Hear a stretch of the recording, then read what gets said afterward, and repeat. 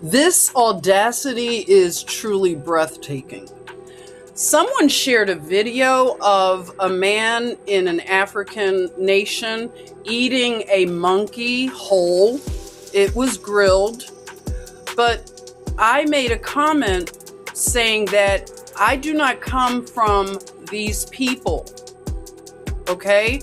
And this guy, Josh, had the audacity, a complete stranger on Instagram, looked at me and confidently declared where my ancestors came from. Read that again. He doesn't know me. He doesn't know my family. He hasn't researched my lineage and hasn't walked my journey, but yet felt entitled to tell me who I am.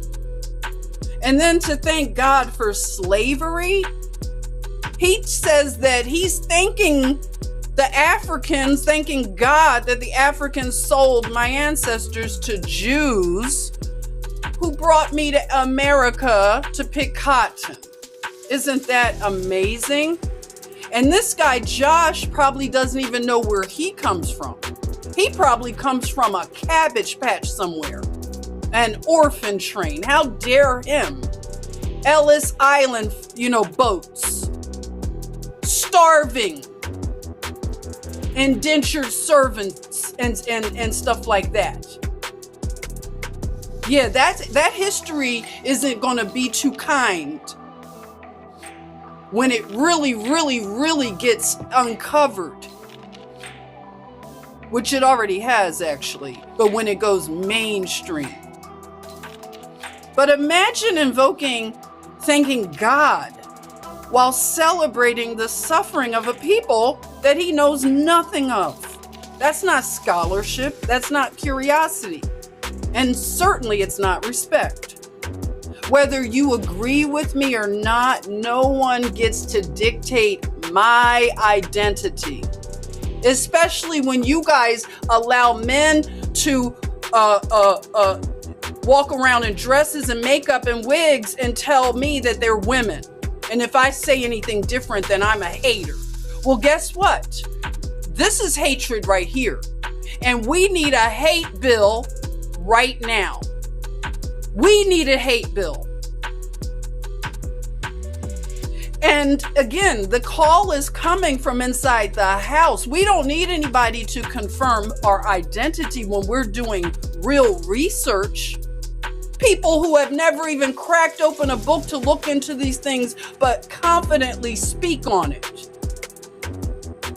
I've spent years researching my family's history, and I've traveled to Africa several times, many African nations.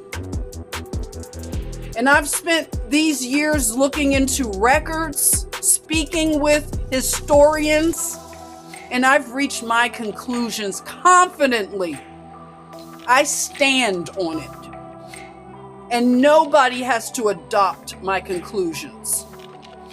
But nobody gets to erase my identity because it doesn't fit your worldview and it scares you to know that I come from an indigenous people, the Americo people.